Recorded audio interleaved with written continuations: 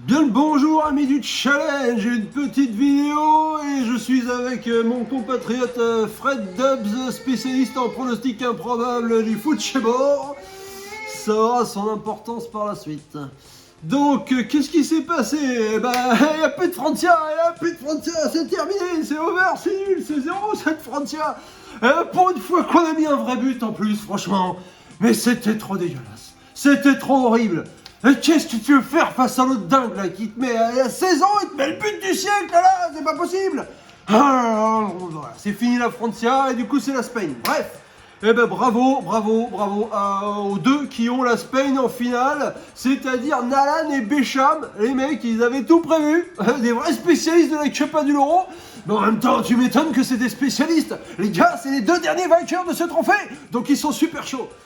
Bref, la Francia est morte, c'est horrible, mais pas le jeu dégueulasse, parce que y a l'England en finale. L'England s'est qualifié pour sa deuxième finale de Copa de l'Euro d'affilée, c'est incroyable. Southgate, c'est devenu un nouveau dieu là-bas en England, et bien ils sont très contents, c'est très bien.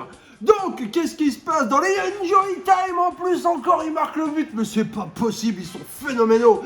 On a Harry Kane qui est meilleur buteur de l'Euro, égalité avec Olmo, mais c'est incroyable, c'est le retour des Crazy Men. Bref, nous sommes 14 à les avoir en finale, donc ça fait beaucoup, mais ça fait quand même un peu de points. Et vous êtes encore 9 à avoir les bris de vainqueurs de la Copa de l'Euro.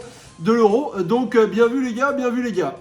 Personne n'a la bonne finale, mais ça c'est pas grave. Sinon, donc il y avait des matchs bonus pour les demi-finales. Et comme tu le sais, j'ai pas relancé les gens pour le match bonus parce que j'étais un petit peu occupé à être en vacances. Donc, il y en a plein qui n'ont pas fait leur pronostic. Et bah, désolé, mais en même temps, bah, vous avez qu'à répondre quand j'envoie les messages. Pas poli. C'est pas poli. Eh ben, c'est comme ça. Donc, qu'est-ce qui s'est passé? Eh ben, dans les matchs bonus, je ne sais plus où j'en suis. Nous avons pour la France-Spain Julien, Dilibat, Becham et Mickaël qui ont le score exact. Bien vu. Et les trois derniers cités ont même un buteur, donc c'est encore plus bien vu. Dommage pour Becham, parce que si Jules Koundé avait été officialisé buteur CSC sur le deuxième but de la Spain, eh ben, il aurait eu le perfect, mais c'est pas lui, donc il l'a pas. Je crois qu'il a dit qu'il allait écrire à l'UEFA pour faire une réclamation, mais je suis pas convaincu de réussite de ça. Hein, voilà. Sinon, le match bonus de Pays-Bas-England, nous avons 9 à avoir le score exact. Donc ça c'est très bien, et il y en a même qui ont un buteur, donc voilà, mais toujours pas de perfect. On peut juste noter que Michael le King nous a fait les deux scores exacts dans les deux matchs bonus, donc il est content, mais voilà. Ça restera anecdotique. Au niveau du classement, nous avons Kiki qui est premier, suivi par Def Bond et Steph Z5 et Julien. C'est improbable. Voilà. Au fond du classement, on a toujours Totonio juste derrière Gypsy.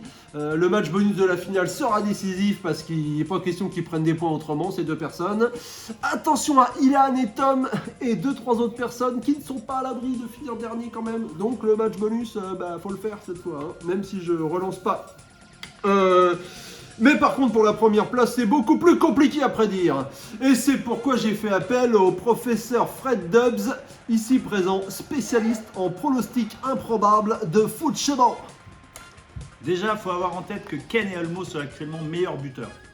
3 buts et Bellingham a 2 buts. Ça aura son importance. Si l'Espagne gagne, Kiki reste le premier. Dave Bond et Julien et Steph pourraient faire la différence avec le match bonus. Si l'Espagne gagne et Ken meilleur buteur, Dave Bond premier. Julien peut faire un truc, mais gros match bonus obligatoire. England gagne et Ken meilleur buteur, Steph et Julien. Pas meilleur buteur. Ah, pas meilleur Désolé, buteur. professeur, Mais c'est ça. c'est important les détails. Steph et Julien seraient à égalité. Thomas pourrait faire les troubles faits à la faveur d'un super promo en match bonus. Ouais. England gagne et Ken ou Ken et Bellingham, meilleur buteur. Julien quasi sûr de remporter le trophée. Je peux pas y croire. Seul un perfect de Micha et aucun point pour Julien pourrait inverser. Du domaine de l'impossible. Totalement improbable. Mais attention, si Bellingham est meilleur buteur solo, Steph et Didi Bat prennent 14 points. Peu importe le vainqueur de l'Euro, Steph remportera largement le trophée. Ah, donc vous avez bien compris comment ça se passe. Donc il va bien falloir réfléchir, faire un match bonus bien préparé. Et peut-être que ça peut vous sourire. Donc réfléchissez bien et à très bientôt dans le monde sans Francia de la Copa de l'Euro.